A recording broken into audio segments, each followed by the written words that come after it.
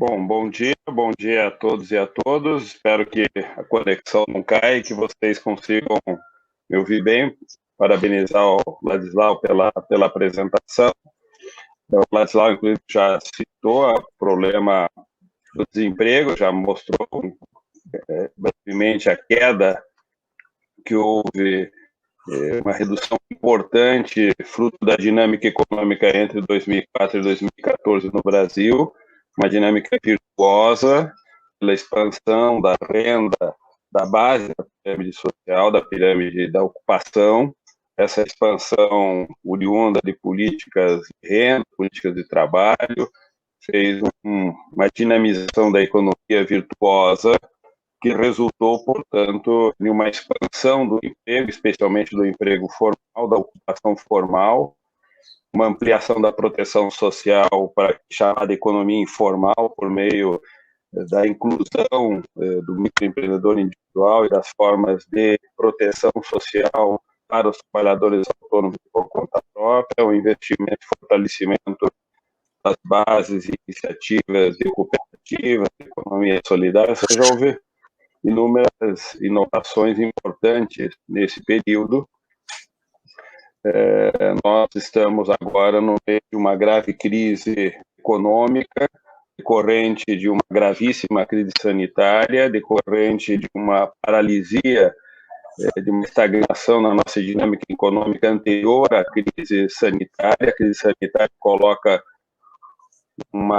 um conjunto de obstáculos muito severos a essa dinâmica que já vinha muito mal, e as perspectivas que nós temos a partir do que o governo indica são perspectivas que colocam severas restrições ao crescimento, provavelmente graves consequências para o mundo do trabalho. Vou tentar brevemente situar ou pontuar algumas questões que são importantes para pensar aqui no Congresso da ANAPAR, para pensar o mundo do trabalho. Primeiro, é importante nós observarmos que nós vivemos um período no qual as transformações que ocorrem no mundo do trabalho, transformações essas que estão na base do sistema produtivo, alteram a relação entre as ocupações e a tecnologia, o emprego, a inserção de trabalhadores e trabalhadoras no mundo do trabalho e o uso de tecnologia.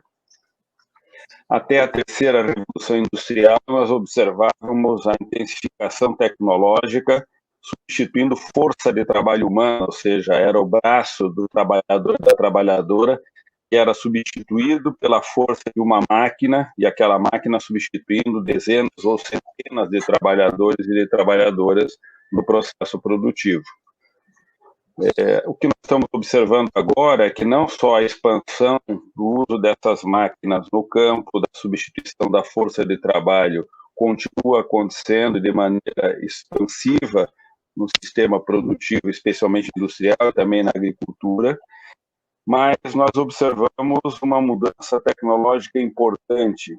Nós produzimos como humanidade, pela inteligência, pela ciência, pela inovação, máquinas que processam, que acumulam informações, processam informações, trabalham com um volume de informações com inúmeras vezes maior capacidade do que a mente humana, processa as informações em velocidade cada vez maior, processa e acumula informações em tempo real, numa velocidade inclusive superior ao cérebro humano, e isso tem levado a uma expansão do uso da tecnologia para outras áreas, para além daquela da substituição da força de trabalho, substituindo, portanto, habilidades que antes estavam restritas às pessoas, máquinas que agora não só acumulam e processam informação, mas também que trabalham essas informações e são capazes de interagir, produzindo, portanto, uma interação com as pessoas, com os seres humanos. Nessa interação, essas máquinas aprendem, máquinas, portanto, que processam, acumulam e trabalham as informações numa interação com humanos e nessa interação aprendem. Isso faz com que essas máquinas passem a ter capacidade de ocupar espaços na área de serviços, na economia de serviços. Hoje, a economia que já é responsável por boa parte, pela maior parte dos empregos, e, portanto, as máquinas passam a estar presentes no mundo do trabalho, agora no setor de serviços, de maneira expansiva. Isso tudo, portanto, confere um processo de transformação bastante profundo no sistema produtivo. Isso já vinha em curso no processo de organização do sistema produtivo mundial. Há mudanças importantes acontecendo do ponto de vista da localização, da logística, da estratégia de produção, energia, transporte, comunicação se transformando profundamente, portanto, gerando novas estratégias e lógicas de organização do sistema produtivo mundial. Mudanças que estão na base do sistema produtivo do ponto de vista patrimonial, da propriedade, dos interesses, bom, tudo isso alterando o sistema produtivo com fortes impactos no mundo do trabalho. Nós vivemos uma nova onda muito forte de intensificação tecnológica com grande impacto sobre o mundo do trabalho. Quem olha para o futuro do mundo do trabalho indica que, no curto prazo, provavelmente nós teremos predominantemente, se não a grande maioria, ocupações que terão mediação de alguma máquina. E quem olha para o futuro de médio e longo prazo indica que provavelmente para muitos segmentos econômicos ou amplos segmentos econômicos, provavelmente nós teremos assistência humana para uma predominância de produção feita por máquinas. Portanto, nós estamos diante de um período no qual o emprego novamente está em xeque e novamente nós temos que trazer uma agenda de centralizar novamente a atividade humana, o papel do emprego, da ocupação, as políticas de renda, as políticas redistributivas, o papel do incremento da produtividade, da repartição desses ganhos de produtividade, ou seja, é necessário se estabelecer uma agenda que seja capaz de recolocar a dimensão do trabalho no centro da perspectiva do desenvolvimento econômico, especialmente a repartição dos ganhos de produtividade que a economia consegue com essas inovações, fazendo com que isso resulte em bem-estar, qualidade de vida, um bem viver para todos e para todas. Do ponto de vista do emprego, bom, essa dinâmica na crise sanitária sofre inúmeras intervenções, tem inúmeras consequências a crise sanitária sobre essa dinâmica. Essa dinâmica é acelerada em muitas situações, por exemplo, um caso típico é o home office. Em 3 ou 4 meses nós colocamos, no caso do Brasil, entre 8 e 9 milhões de trabalhadores e trabalhadoras trabalhando em casa, no home office. Portanto, um movimento inimaginável há 3, 4 meses atrás. Ele foi feito de maneira muito intensa, muito rápida, e muitas empresas passam, a partir dessa experiência, a trabalhar uma outra perspectiva do uso, por exemplo, do home office, portanto, o trabalho mediado pela tecnologia, pela comunicação, e uma nova forma de organização do trabalho, especialmente daqueles trabalhos administrativos ou de projetos, de engenharia, trabalhos que podem ser feitos à distância. Uma outra inovação que aparece e se expande nessa crise é a ampliação do uso das plataformas e dos aplicativos. Em inúmeras situações, essa tecnologia se fez presente, se expandiu e está hoje consolidada em maneira ampliada, se fazendo presente no mundo produtivo e alterando os processos de trabalho. Portanto, há mudanças que estão na base do sistema produtivo, alterando o mundo do trabalho, alterando as ocupações. Quem olha para o futuro fala que as pessoas terão dezenas e meia de ocupações ao longo da vida. Quem tiver uma vida laboral estável será, portanto, dezena e meia de ocupação, portanto, empregos ou de ocupações ao longo da vida. Pessoas deverão ter alterações na sua perspectiva profissional e, portanto, muitas profissões desaparecerão, outras surgirão. Em média, se indica que você terá 3, 4, 5 profissões ao longo da vida, ou seja, um processo de mudança intenso. Não sei se esses futurologistas têm capacidade, de fato, de prever, mas os estudos indicam que essas mudanças são mudanças profundas.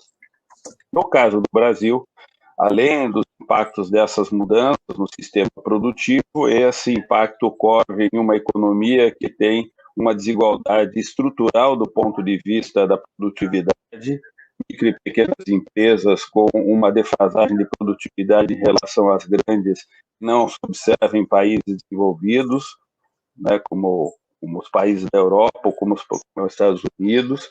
Há uma diferença de produtividade menor, micro e pequenas empresas com um déficit do ponto de vista de inovação, de conhecimento, de investimento fundamentais que impedem que tenham capacidade de expansão da qualidade, da produtividade, da capacidade produtiva.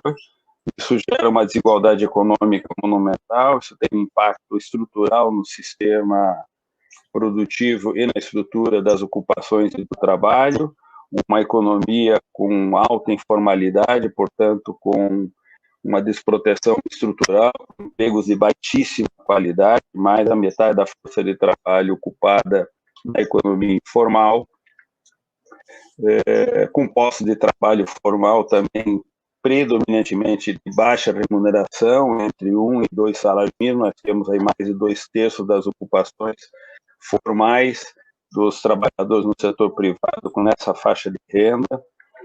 Essa situação, a crise sanitária coloca uma expansão do desemprego, que já vinha crescendo, que cresceu de forma muito acentuada, aquilo que o Ladislau falou de redução do desemprego em 10 anos, entre 2004 e 2014, quando nós saímos de uma taxa de desemprego de 12%, 13% para uma taxa de desemprego em torno de 6%, em 2 anos, nós tivemos novamente dobramos a taxa de desemprego, saímos de 6% para uma taxa de desemprego novamente próxima a 13%.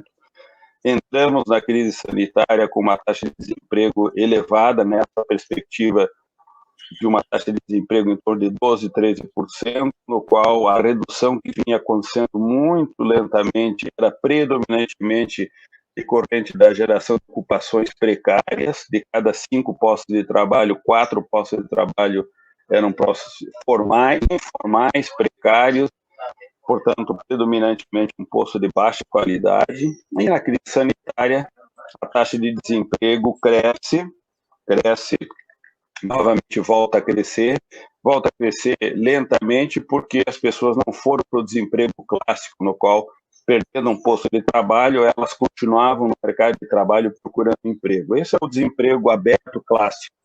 O que aconteceu é que as pessoas foram da atividade para a inatividade, ou seja, elas foram para a reclusão, para o isolamento em casa, sem perspectiva de poder procurar um emprego, ou quando necessitado de procurar um emprego, sabiam que não tinham disponibilidade de posto de trabalho e não iam à procura. O IBGE criou uma nova pesquisa, a pesquisa PNAD Covid-19, e passou a tentar identificar, por um questionário diferente, qual eram as situações de inserção ocupacional ou de afastamento. Observou que mais de 8 milhões de pessoas foram para o home office, mas também observou que aproximadamente 20 milhões de pessoas saíram do mercado de trabalho, saíram das ocupações e foram para a inatividade.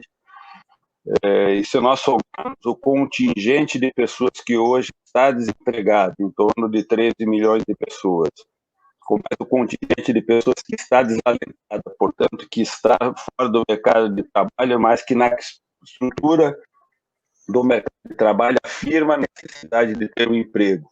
E se nós considerarmos ainda o contingente de pessoas que está na inatividade, mas que na pesquisa do IBGE responde que gostaria de ter um posto de trabalho ou que precisaria ter um posto de trabalho, nós temos um contingente entre 30 e 40 milhões de pessoas no Brasil. Provavelmente, se o mercado de trabalho tivesse dinamizado agora com atividade produtiva normalizada e essas pessoas voltando ao mercado de trabalho, é muito provável que a taxa de desemprego no Brasil encostasse na casa dos 30%. Portanto, temos uma situação dramática do ponto de vista da ocupação. Nesse período recente da crise sanitária, o fechamento das empresas começa a acontecer, apesar de todo o esforço que o movimento sindical, os movimentos sociais fizeram no Congresso Nacional. seja para a criação do abono de emergência. Lembremos que no início da pandemia, o ministro Paulo Guedes disse que não era necessário fazer muita coisa, que as medidas que ele já vinha propondo no ano anterior seriam suficientes para enfrentar a crise. Em seguida, fala que queria e propôs a criação de um abono de emergência de R$ 150. Bom, e o debate, o embate que o Congresso promoveu, recepcionou aí a atuação do movimento sindical, movimento social, dos partidos, especialmente dos partidos de oposição, fizeram naquele processo do Congresso Nacional se chegar a um abono emergencial de R$ 600, que teve e terá um papel fundamental de proteção de mais de 60 milhões de brasileiros e brasileiras. Junto com isso, houve também a proteção dos assalariados por conta do isolamento e da suspensão das atividades produtivas, com forma de remuneração, seja de complementação do salário quando houve a redução de jornada, seja de pagamento do salário quando houve a suspensão do contrato. Isso tudo permitiu que o problema econômico não adquirisse a magnitude que poderia adquirir. Foram políticas importantes, fundamentalmente conquistadas no Congresso Nacional. Se vocês lembrarem, a primeira medida provisória do governo, quando falou da suspensão do contrato, colocava que a suspensão do contrato podia ser feita sem o pagamento do salário por parte da empresa, portanto, não previa. A reação foi tão grande que o presidente da República teve que, em 24 horas, suspender o artigo da medida provisória, uma coisa inédita, tal era o absurdo que o governo tinha acabado de estabelecer. Mas tudo que foi criado permitiu uma certa proteção. Entretanto, mesmo com essas condições todas, nós já temos perto de 1 milhão de empresas fechadas no Brasil. Em São Paulo, por exemplo, os dados indicam dos 24 mil bares e restaurantes da cidade de São Paulo, a estimativa da Associação Empresarial é que em torno de 12 mil desses bares e restaurantes já estão fechados hoje. Muito provavelmente os garçons que voltarem ao trabalho, as garçonetes que voltarem ao trabalho, os trabalhadores e trabalhadoras que quiserem voltar a esses postos de trabalho não encontrarão mais nem o bar nem o restaurante aberto e, portanto, entrarão por um desemprego estrutural.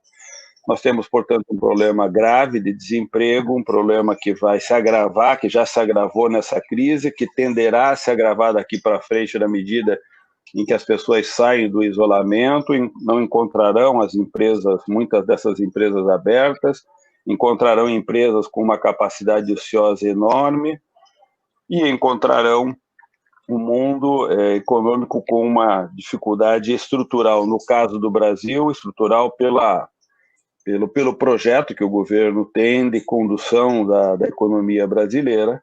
O governo anuncia que nessa semana ou semana que vem apresentará um novo programa, um programa que vai mexer nos programas sociais, desses quase 150 programas que o Brasil estruturou ao longo da década de 2004 a 2014. Muitos deles, a ideia do governo é reorganizar, fundir, extinguir muitos deles e criar o chamado Programa Renda Brasil.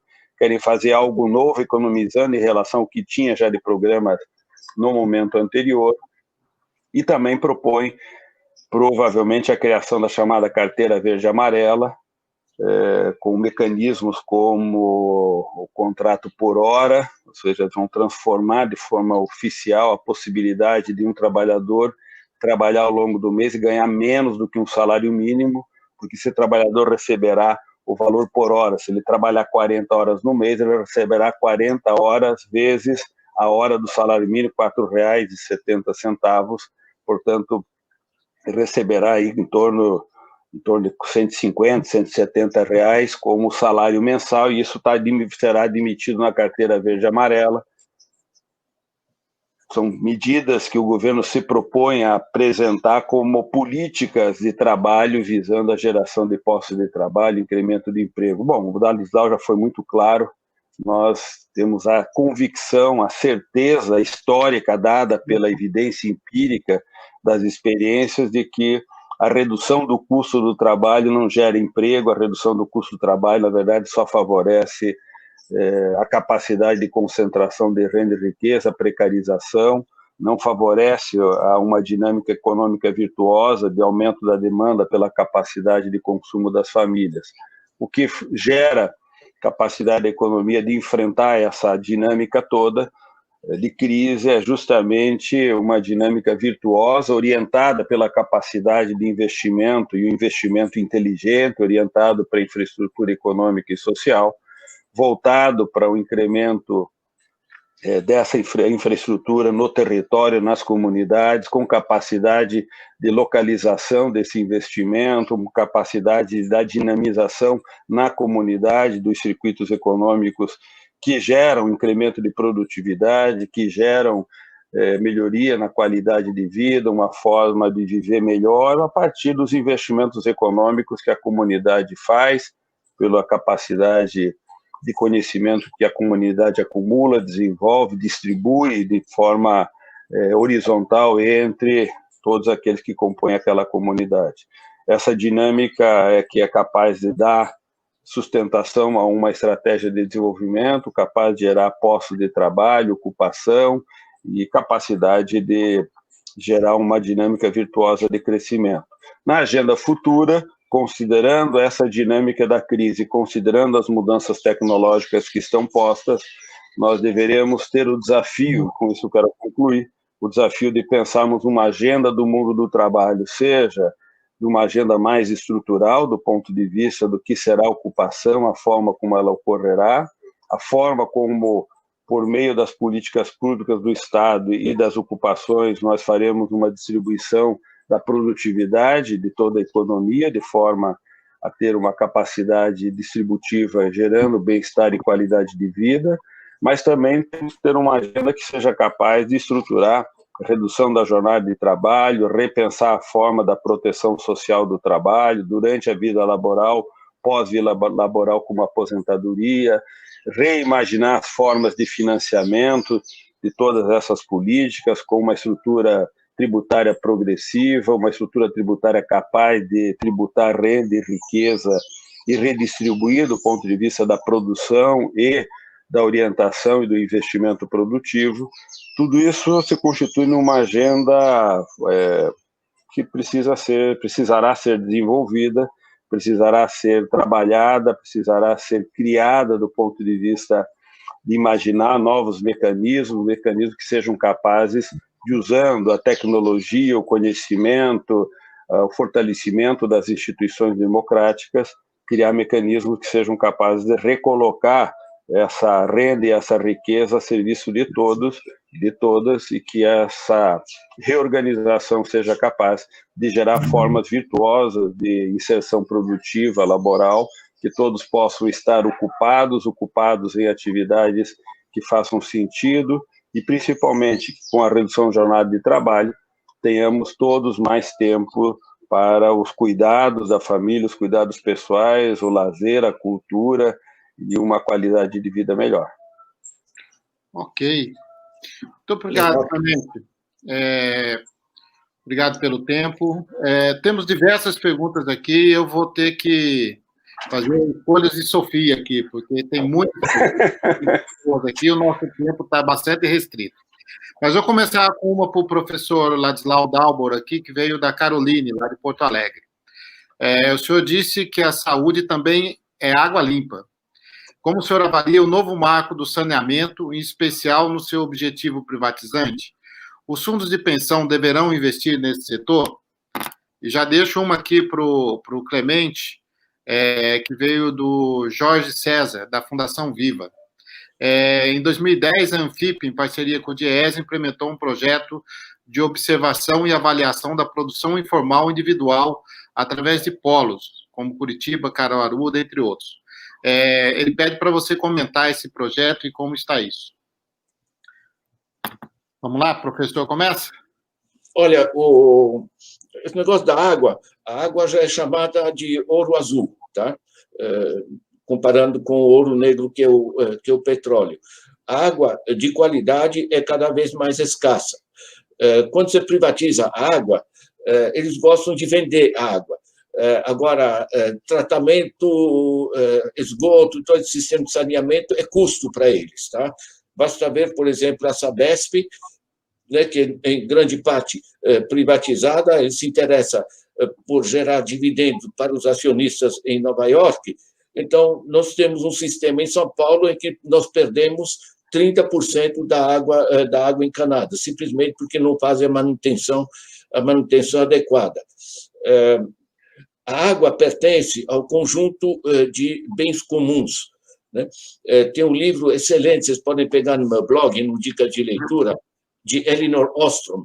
Ela deu, inclusive, um prêmio Nobel de Economia para ela. Tem coisas que quem quer cuidar é o interesse público, certo? Porque a extração da água, para um monte de empresas, você simplesmente jogar resíduos nos rios é mais simples, né? E é mais barato.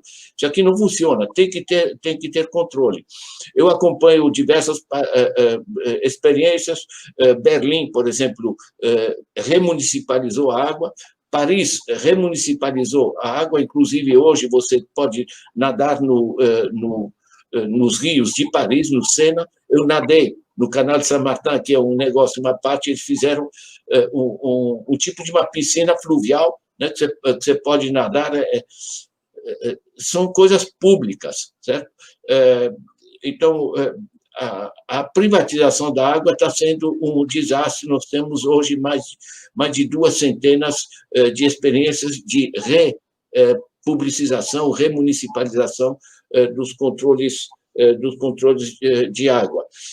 Se os fundos de pensão devem investir nisso, os fundos de pensão no Brasil é muita grana, tá? Cerca de 1 trilhão de reais. Isso dá cerca de 16% do PIB. Eles investem em grande parte em papéis financeiros para rentabilizar. Em muitos países, eles são obrigados, os fundos de pensão são obrigados a investir em coisas que geram produção, porque isso vai render justamente para financiar as pensões, né? Essa é uma deformação profunda no Brasil que toca aos fundos de pensão, toca às seguradoras, né? Toca aos planos de saúde que estão ligados aí. Todo esse processo ele faz parte da financiarização. Nós temos que voltar a ter a água como um bem comum, porque é um bem multiuso, as empresas precisam, é necessário para lazer, é necessário para transporte, é necessário para a indústria, é necessário para as famílias. São pactos sociais que se organizam para não destruir a água. No momento atual, os rios do planeta estão contaminados de maneira dramática, estão entupidos de plástico, de química, de coliformes fecais, enfim, é uma tragédia, né?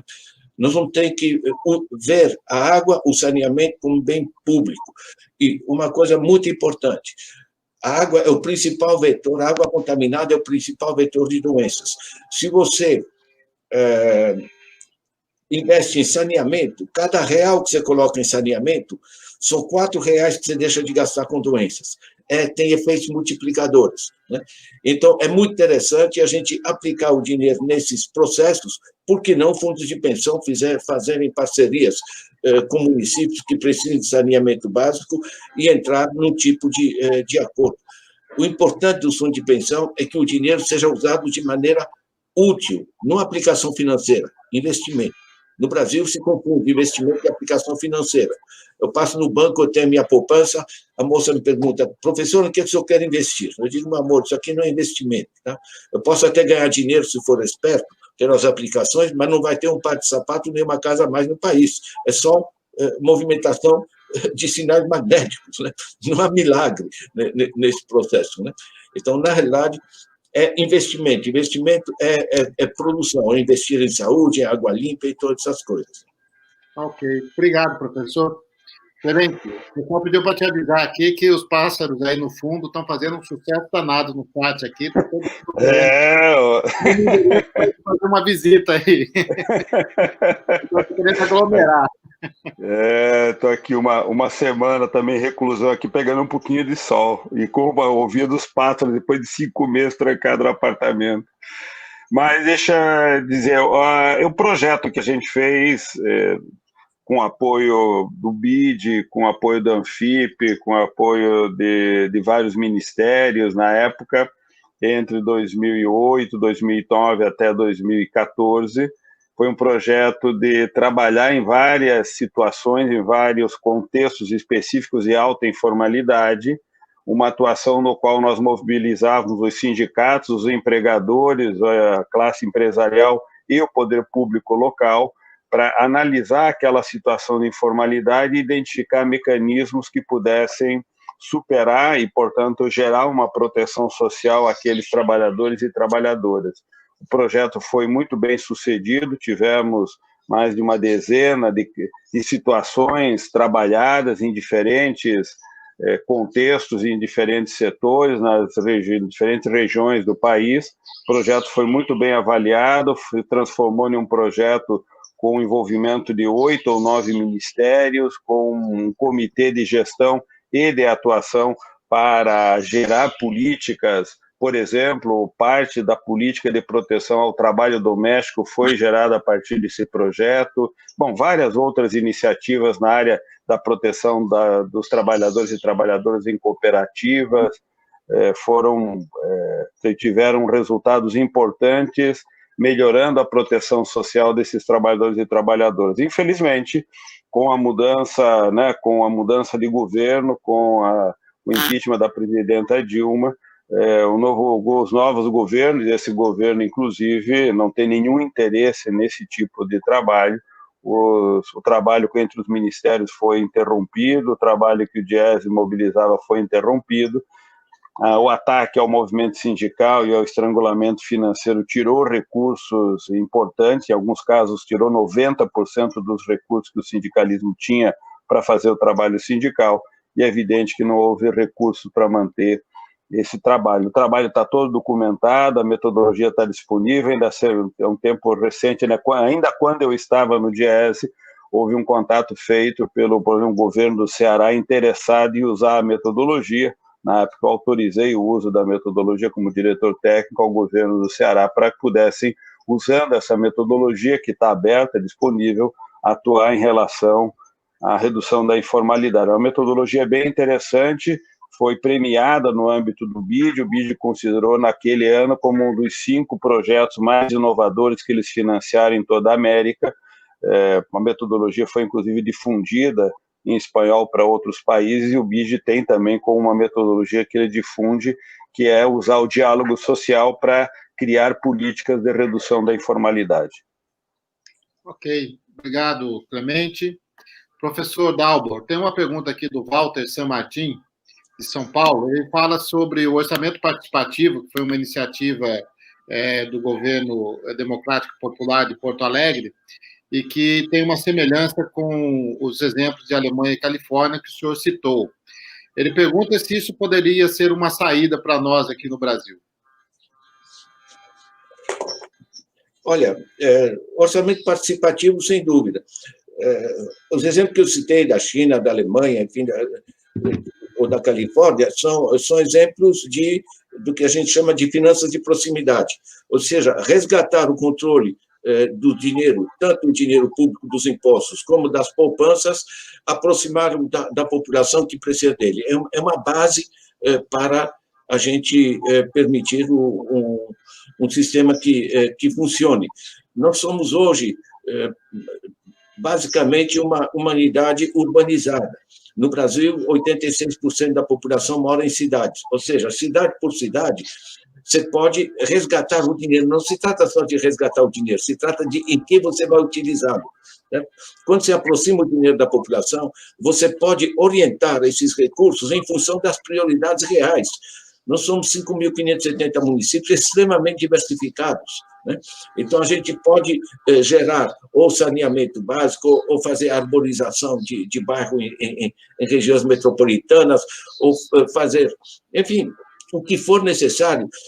Eu vejo, por exemplo, eu rodo o Brasil, rodava, pelo menos, municípios que tem um monte de gente parada, certo? Tem um monte de terra parada em volta do município, certo? Não é física quântica pensar, quando você tem terra parada e você tem gente desempregada, que dá para fazer alguma coisa inteligente, né? Vai custar... você pode até emitir dinheiro. Nós já temos 115 bancos comunitários de desenvolvimento no Brasil, certo? Essa gente emite moedas, certo? Inclusive virtuais, certo? Você pode financiar isso, essa atividade vai gerar produção, essa produção cobre o que você emitiu. Não é misterioso, funciona assim, um monte de lugar no mundo. Eu trabalho, esse trabalho que eu recomendo, né, que é a Política Nacional de Apoio ao Desenvolvimento Local, volto a dizer, vocês coloquem no meu blog, Desenvolvimento Local, vocês têm documento. A gente organiza aqui um conjunto de propostas, são 89 propostas práticas para o município se desenvolver, se apropriar do próprio desenvolvimento, são visões integradas. Deixa eu dar rapidamente o exemplo de Penápolis. Tá? Quando elegeram a Neusa, um pequeno município no semiárido baiano, quando elegeram a Neusa, que era uma pessoa do movimento social, o governo do Estado decidiu fechar a única agência bancária local. Né? Estamos no Brasil, tem que mostrar quem manda, né? Esse tipo de safadeza. Mas eles não se assustaram, fizeram uma cooperativa de crédito, né? E fizeram uma parceria com a Federal, Universidade Federal da Bahia, para adquirir tecnologias do uso do solo do semiárido. Então, passaram a cultivar o próprio solo, em vez de vir 3.000 pessoas todo ano vinham cortar cana aqui em São Paulo, eles ficaram lá mesmo, passaram a produzir. E mudaram o sistema do currículo escolar, passaram a ensinar as tecnologias do semiárido nas escolas. Estão entendendo?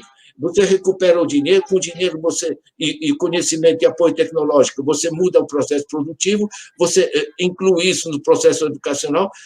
Olha, levantou voo, entende? Estamos falando de um pequeno município baiano de semiárido. Então, na realidade, se trata de uma visão integrada. Cada município tem que pensar, tem que fazer o seu plano, né? Seu plano de metas, e pensando o que esse município tem para valorizar, como ele pode se organizar. De certa maneira, onde funcionam, tá? Nós temos sistemas muito descentralizados. Não é o governo milagroso lá em cima. Tá? Inclusive, lembrem disso, a China é considerada mais descentralizada ainda do que a Suécia. Né? A China tem um governo central pequeno, mas o essencial é cada cidade que se administra em função das suas necessidades. Nós precisamos, no Brasil, sim, de um pacto federativo, porque a Constituição de 88 repassou uma série de tarefas para os municípios, mas o dinheiro está lá em cima, cada um tentando arrancar as coisas lá em cima. Isso aqui não funciona.